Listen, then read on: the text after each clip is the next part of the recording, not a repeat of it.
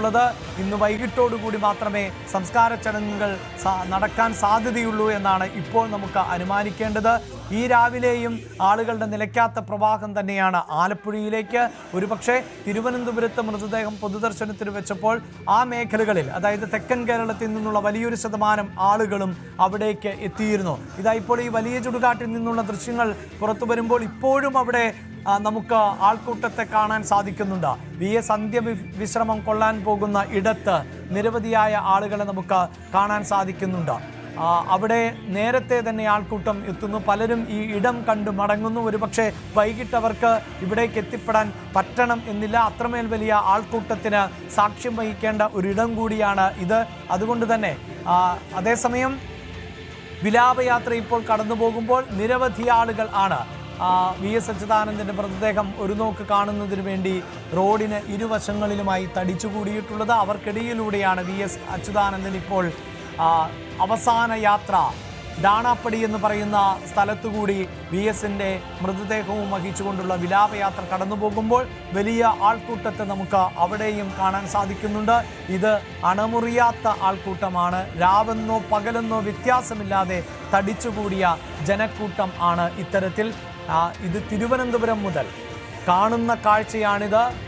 ഇടമുറിയാത്ത ആൾക്കൂട്ടത്തെ നമുക്ക് കാണാൻ സാധിക്കുന്നു. അണമുറിയാത്ത മുദ്രാവാക്യം വിളികൾ നമുക്ക് കേൾക്കാൻ സാധിക്കുന്നു. അന്തരീക്ഷം VS എന്ന രണ്ടക്ഷരത്താൽ മുഖരിതമാകുന്ന മണിക്കൂറുകളിലൂടെയാണ് രാഷ്ട്രീയ കേരളം കഴിഞ്ഞ കുറേ സമയങ്ങളായി സഞ്ചരിച്ചു കൊണ്ടിരിക്കുന്നത്. അവിടെ മറ്റൊരു പേരും കേൾക്കാനില്ല. VS എന്നത് മാത്രമാണ് ഉയർന്നു കേൾക്കുന്ന മുദ്രാവാക്യങ്ങൾ. VS അത്രമേൽ പലരുടെയും ഹൃദയത്തോട് ചേർന്ന് നിന്നിരുന്നു എന്നുള്ളതാണ് നമുക്ക് ഈ ദൃശ്യങ്ങളിൽ നിന്ന് മനസ്സിലാക്കാൻ സാധിക്കുന്നത്. ഒരുപക്ഷെ കേരളം ഏറ്റവും കൂടുതൽ ഏറ്റെടുത്ത മുദ്രാവാക്യങ്ങളിൽ ഒന്നാണ് കണ്ണേ കരളെ VS എന്നുള്ളത്. അങ്ങനെ ഒരു മുദ്രാവാക്യം മുഴക്കുമ്പോൾ കണ്ണേ കരളെ എന്നതിനപ്പുറത്ത് ചേർക്കാൻ പറ്റുന്ന രണ്ടക്ഷരം VS എന്നത് മാത്രമായി മാറി എന്നുള്ളതാണ് രാഷ്ട്രീയ കേരളം പിന്നീട് കാണുകയും ചെയ്തത്.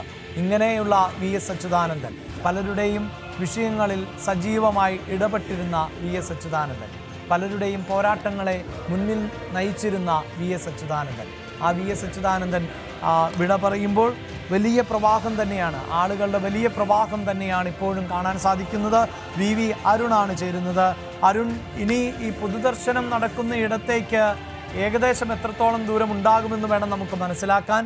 ഇപ്പോഴും പാതയോരങ്ങളിൽ നിറഞ്ഞു നിൽക്കുന്ന ആൾക്കൂട്ടത്തെയാണല്ലോ നമുക്ക് കാണാൻ സാധിക്കുന്നത്.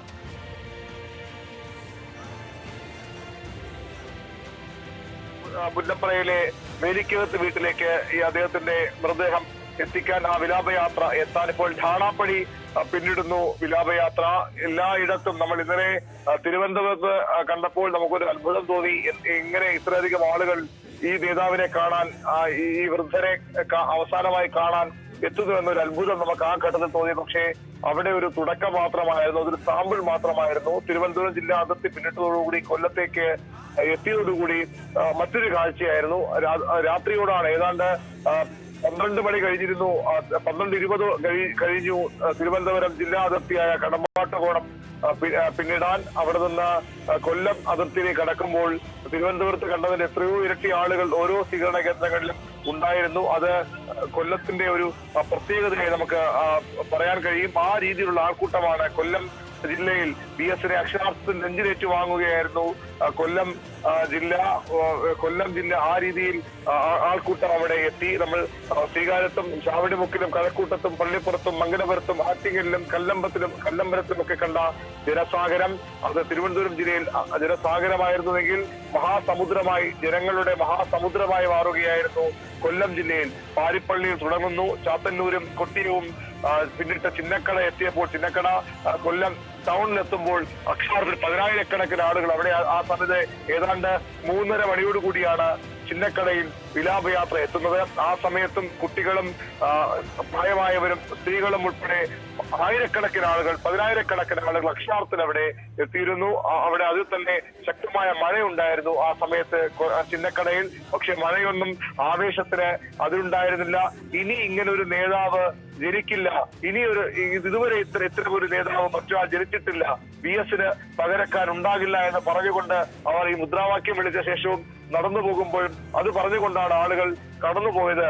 അക്ഷരാർത്ഥത്തിൽ കണ്ണു നിറഞ്ഞു പോകുന്ന ആളുകളെ നമ്മൾ പലയിടത്തും കണ്ടു. ഈ അല്പസമയം മുമ്പ് ഹരിപ്പാട് പൊതുദർശനം കഴിയുമ്പോൾ ഒരു സ്ത്രീ അവർ നിലവിളിച്ച് കരഞ്ഞുകൊണ്ടവർ പോകുന്നത് നമ്മൾ കണ്ടു. അത് ഒരിടത്തല്ല, പലയിടങ്ങളിൽ അത്തരം കാഴ്ചകൾ നമ്മൾ കാണുകയാണ്. ഇപ്പോൾ അദ്ദേഹത്തിന്റെ സ്വന്തം നാട്ടിൽ, അദ്ദേഹത്തിന്റെ പിറന്ന മണ്ണിൽ ആലപ്പുഴയിൽ ഓച്ചിറയിൽ നിന്ന് ആലപ്പുഴ ജില്ലയിലേക്ക് കടക്കുമ്പോൾ സമാനമായിരുന്നു ആ കാഴ്ചകൾ. അവിടെയും സമാനമായിരുന്നു ആൾക്കൂട്ടം. എല്ലാവരും ഒരേ ഒരു ലക്ഷ്യം, VS നേതാവിനെ അവസാനമായി കാണാൻ.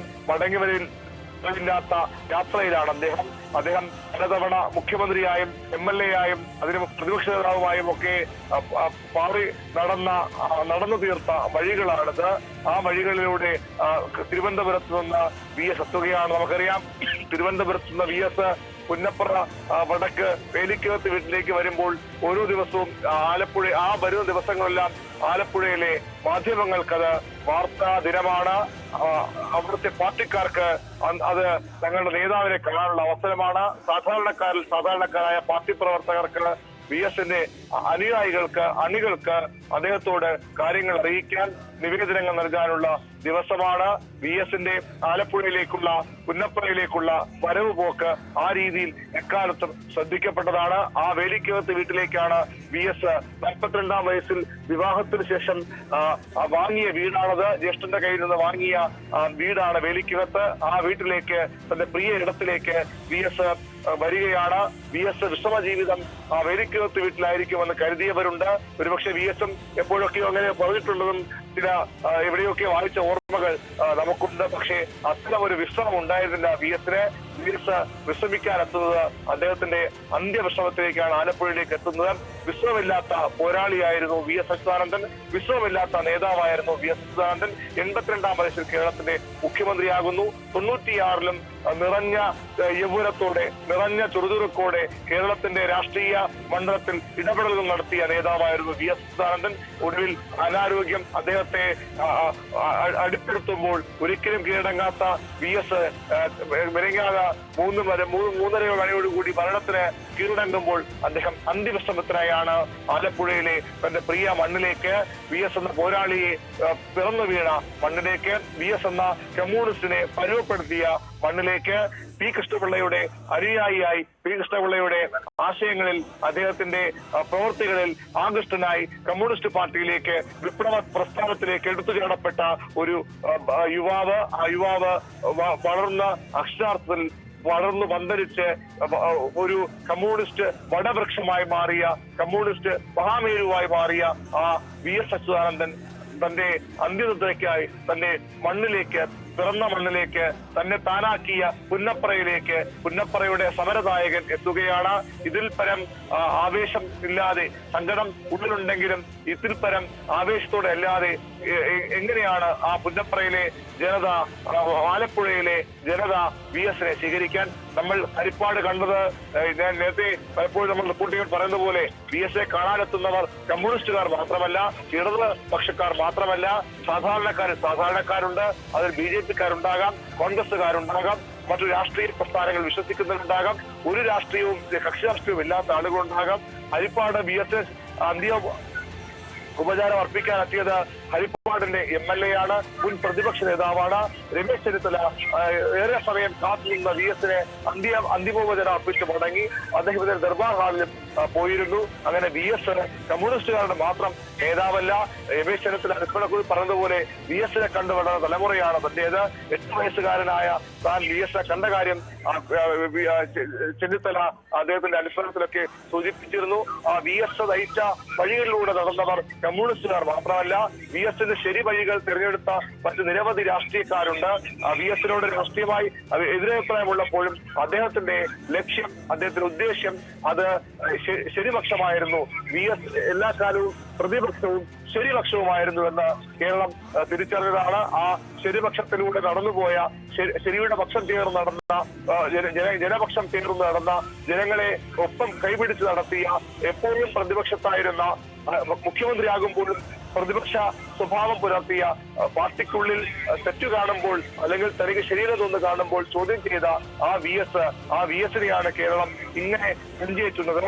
അത് തിരുവനന്തപുരത്ത് തുടങ്ങി കൊല്ലവും ആലപ്പുഴയും പിന്നിട്ട് പോകുമ്പോൾ ഒരു കാര്യം കൂടി ശ്രദ്ധിക്കേണ്ടത്, തിരുവനന്തപുരത്തും കൊല്ലത്തും ആലപ്പുഴയിലും മാത്രമല്ല വി എസിനേക്കാണ് ആളുകൾ എത്തുന്നത്. അങ്ങ് വടക്ക് കാസർഗോഡ് മുതൽ വി എസിന്റെ മണ്ഡലമായ മലമ്പുഴ ഉൾപ്പെടുന്ന പാലക്കാട് നിന്നും എറണാകുളത്തും തൃശ്ശൂരിൽ നിന്നും കണ്ണൂരിൽ നിന്നുമൊക്കെ ആളുകൾ ഒഴുകി എത്തുകയാണ്. ഇന്നലെ തന്നെ പലരും തിരുവനന്തപുരത്തേക്കും അതുപോലെ തന്നെ ഈ വലിയ ചുടുകാടിന് സമീപവുമൊക്കെ എത്തി കാത്തിരിക്കുകയാണ് തങ്ങളുടെ പ്രിയ നേതാവിന് അന്തിമോപചാരം അർപ്പിക്കാൻ.